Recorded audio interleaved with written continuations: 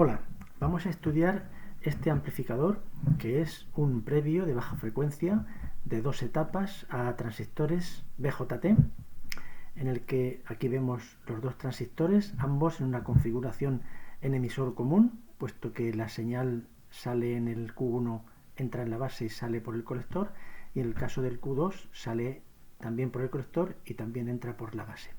Están acoplados directamente, están acoplados en continua, pero no es un amplificador de continua porque tenemos los condensadores C1 y C4 que bloquean la componente continua de la entrada y hacia la salida. Por lo tanto, no es un amplificador de corriente continua, tendrá una frecuencia de corte inferior por encima de 10-20 hercios.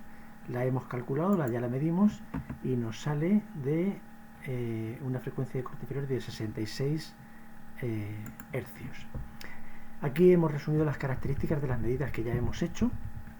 Tiene una ganancia de tensión de 31,5, que pasado a decibelios nos da un valor de 30 aproximadamente. Una impedancia de entrada de 100 kiloohmios, que es una impedancia elevada. Una impedancia de salida de 100 ohmios, que es una muy baja. Y un ancho de banda de 72 kHz.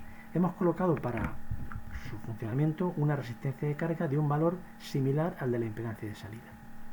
Bueno, fijaros, el circuito de polarización del transistor 1 está formado por las resistencias R1, que sería su resistencia de colector, y R2, que sería su resistencia de emisor, pero no tiene resistencias en la base, puesto que la corriente de base la proporciona este conjunto resistivo que está conectado en el transistor de salida.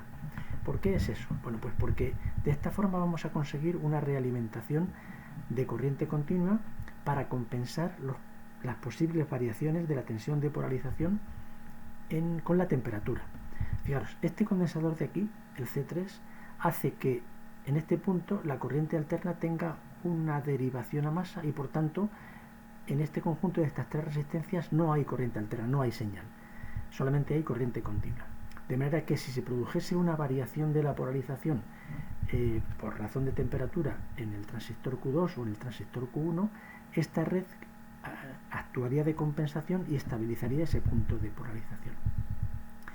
Y desde el punto de vista de la corriente alterna, fijaros, desde la salida del transistor 2 tenemos una conexión hacia la entrada del transistor 1, conectada de manera que la señal se resta a la señal de entrada, la señal que entre por aquí. Esta es una red de realimentación para corriente alterna, que lo que va a hacer es reducir la ganancia del amplificador, pero a cambio le va a dar estabilidad y unas mejores características de funcionamiento. Por ejemplo, va a hacer que la impedancia de entrada sea más elevada, que la impedancia de salida sea más baja y que el ancho de banda sea también más alto. Además de darle estabilidad.